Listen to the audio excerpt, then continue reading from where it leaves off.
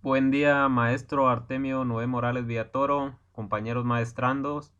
Nosotros somos el equipo número 1 conformado por la licenciada Nilsan Saidet Montejo Mendoza, la licenciada Margarita Yainil Soledad Palacios Cano, la licenciada Yubi Analí Palacios Martínez, la licenciada Bilsi Alexi Ramón Félix y su servidor Alexa Abelardo Alvarado Montejo. A nosotros nos corresponde el tema de estrategias financieras. Dejo el tiempo con mis compañeras para que puedan dar inicio con la presentación de nuestro tema. Buenos días, compañeros. Voy a dar inicio con esta exposición.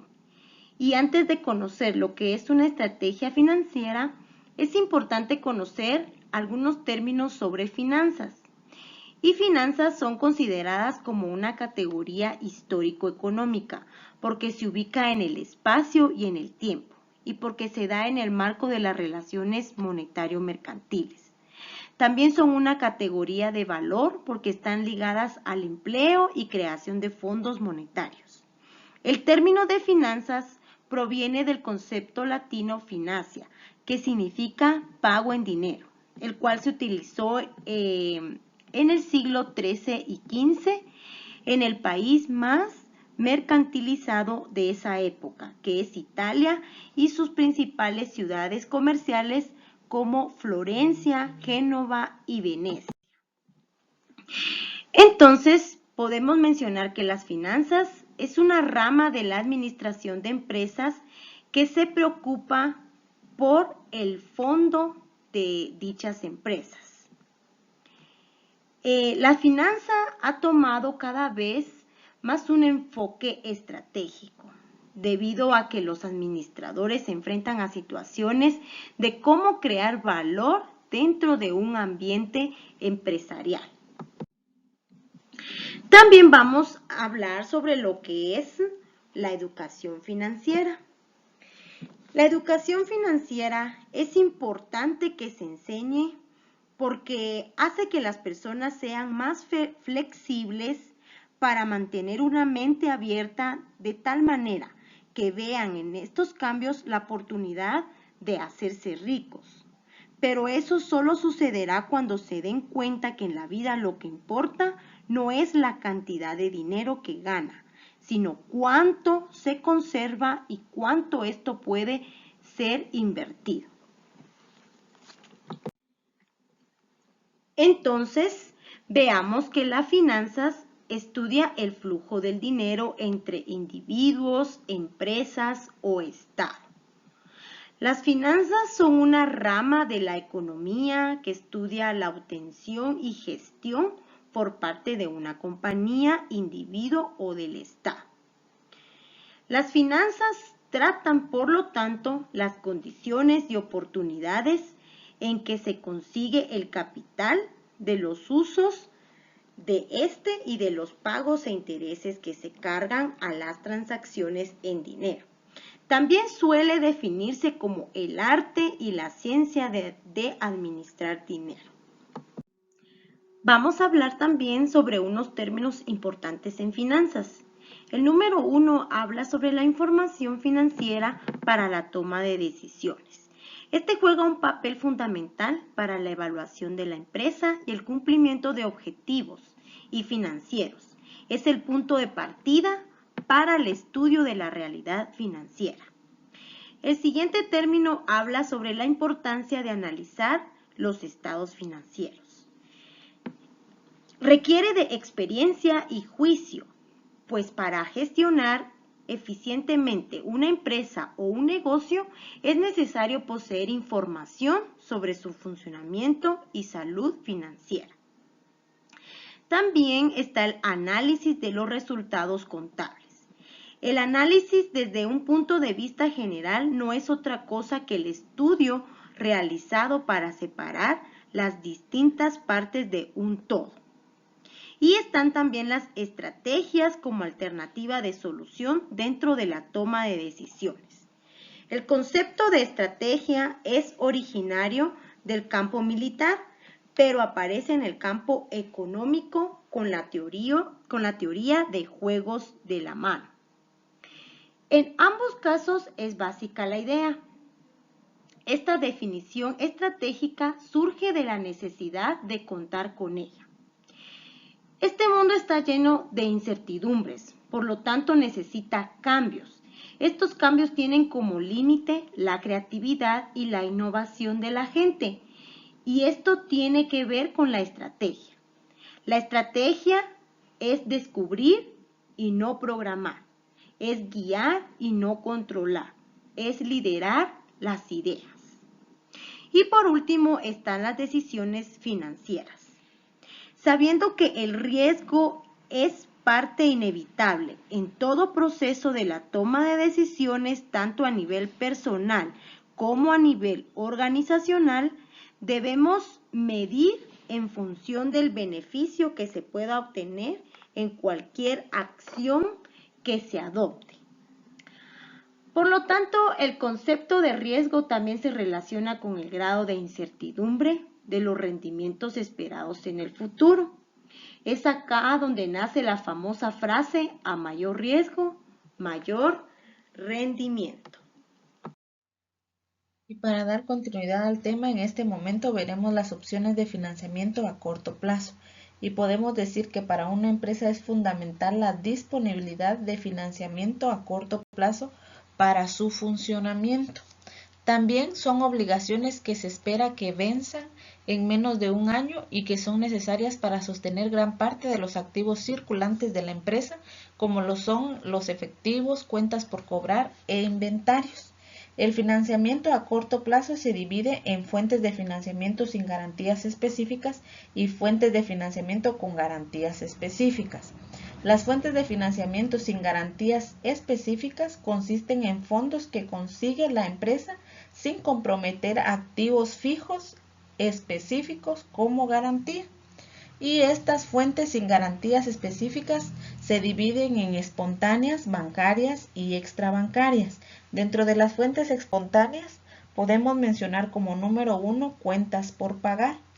Son las que no se exigen a la mayoría de los compradores que paguen por la mercadería o la mercancía que se les va a entregar, sino que se les permite o se les da un periodo de espera antes del pago. Como número 2 tenemos los pasivos acumulados, que estos es una segunda fuente de financiamiento espontánea a corto plazo para una empresa. Son los pasivos acumulados. Estas son obligaciones que se crean por servicios recibidos que aún no han sido pagados. También tenemos la existencia de fuentes bancarias que se dividen en dos. Como número 1 tenemos línea de crédito, que contempla acuerdos que se celebran entre un banco y un prestatario en el que se indica el crédito máximo que el banco extenderá al prestatario durante un periodo definido. Como número 2 tenemos convenios de créditos revolventes. Son similares a las líneas de crédito, sin embargo, incluyen una característica importante distintiva.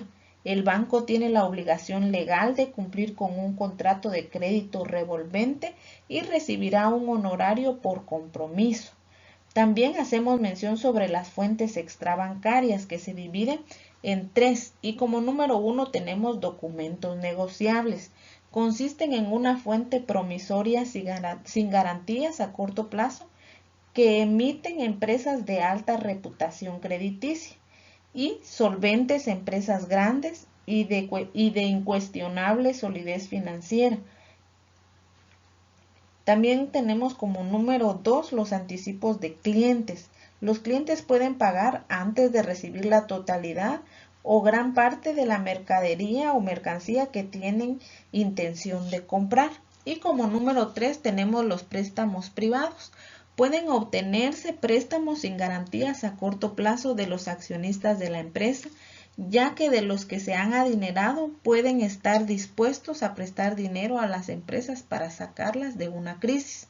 Ahora bien, veremos también las fuentes de financiamiento con garantías específicas, las cuales consisten en que el prestamista exige una garantía colateral que muy comúnmente tiene la forma de un activo tangible, tal como cuentas por cobrar o inventarios. Además, el prestamista obtiene participación de garantías a través de la legalización de un convenio de garantías. Estas fuentes de financiamiento con garantías específicas se clasifican en cuentas por cobrar, inventarios u otras fuentes. Dentro de las fuentes de cuentas por cobrar tenemos la número 1, que es pignoración de cuentas por cobrar, y esta se caracteriza por el hecho de que el prestamista no solamente tiene derechos sobre las cuentas por cobrar, sino que también tiene recursos legales hacia el prestatario. Como número 2 tenemos la factorización de cuentas por cobrar, que consiste en la venta directa de las cuentas por cobrar de una empresa a un factor o institución financiera. Y tenemos otra clasificación que son las fuentes de inventario, y tenemos como número 1 los gravámenes abiertos. Estos proporcionan a la institución de préstamos un gravamen, que es un impuesto, contra los inventarios del prestatario. Sin embargo, el prestatario tendrá la libertad de vender los inventarios, y de tal forma el valor de la garantía colateral podrá verse reducido por debajo del nivel que existía cuando se concedió el préstamo. Recibos de fideicomiso. Estos son un instrumento que reconocen que los bienes se mantienen en fideicomiso para el prestamista, la cual firma y entrega un recibo de fideicomiso por los bienes. Recibos de almacenamiento. Consiste en un convenio en virtud del cual el prestamista emplea una tercera parte para que ejerza el control sobre el inventario del prestatario y actúe como agente del prestamista. Garantías de acciones y bonos. Las acciones y ciertos tipos de bonos que se emiten al portador se pueden ceder como garantía para un préstamo. Además, es natural que el prestamista esté interesado en aceptar como garantía las acciones y bonos que tengan un mercado fácil y un precio estable. Préstamos por codeudor. Es importante mencionar que este tipo de préstamos tiene mucha demanda, no solo de forma individual, sino que también varias empresas, tanto públicas como privadas, hacen uso de este. Y este préstamo con fiadores se originan entonces cuando un tercero firma como fiador para garantizar el préstamo, donde si el prestatario no cumple, el fiador es responsable, por lo que el préstamo debe garantizar una adecuada solidez financiera. Seguros de vida. Es la cobertura que estipula el pago de una suma asegurada al momento de fallecer el asegurado, ya sea por muerte natural o por accidente. Es importante mencionar que existen varios tipos de seguros de vida y hay varias empresas que manejan estos seguros. Uno de ellos puede ser el seguro de vida entera, puede ser otro por accidente e invalidez, entre otros. Ahora veremos el financiamiento a largo plazo. Vamos a iniciar con la hipoteca. La hipoteca es un traslado condicionado de una propiedad que es otorgado por el deudor al acreedor a fin de garantizar el pago del préstamo. En caso de que el deudor no cancele dicha hipoteca, la misma le será arrebatada y pasará a manos del acreedor. Ventajas. Es importante mencionar que las ventajas van enfocadas más al acreedor, porque da seguridad al acreedor de no obtener pérdida al otorgar el préstamo. El acreedor tiene la posibilidad de adquirir un bien. Acciones.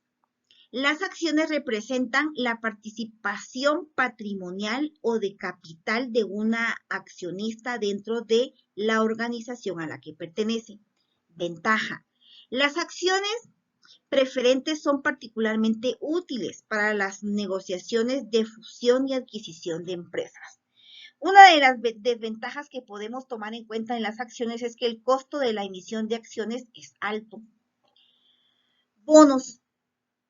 Los bonos es un instrumento escrito en la cual el prestatario promete pagar una suma especificada en una futura fecha determinada. en unión a los intereses a una tasa determinada y en fechas determinadas. Ventajas. Los bonos son fáciles de vender ya que sus costos son menores. Mejora la liquidez y la situación de capital de trabajo de la empresa. Una de las desventajas podríamos decir que la empresa debe ser cuidadosa al momento de invertir dentro de este mercado. Arrendamiento financiero. Este arrendamiento financiero es un contrato que se negocia entre el propietario del bien y la empresa, a la cual se le permite el uso de bienes durante un periodo determinado y mediante el pago de una renta específica. Sus estipulaciones pueden variar según la situación y las necesidades de cada una de las partes.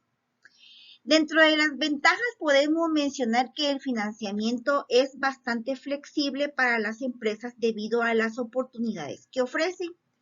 Desventaja, resulta más costoso que la compra de activos. Crédito de habilitación o ABIR. Este es un contrato en el cual el acreditado queda obligado a invertir el importe del crédito precisamente en la adquisición de materia prima y materiales en el pago de los jornales de salarios, gastos directos de explotación indispensablemente para los fines de su empresa. Ventaja. Tiene un plazo mayor de 180 días y la seguridad de contar con fondos durante un plazo determinado. Y por último tenemos el crédito refaccionario. Este crédito entonces es una operación de crédito por medio del cual una institución facultada para hacerla otorga un financiamiento a una persona dedicada a actividad de tipo industrial o agraria para robustecer el activo fijo de su empresa, con el fin de mejorar o elevar la producción de la misma. Crédito hipotecario.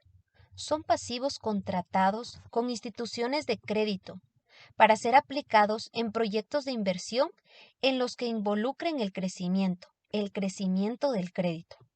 Emisión de acciones.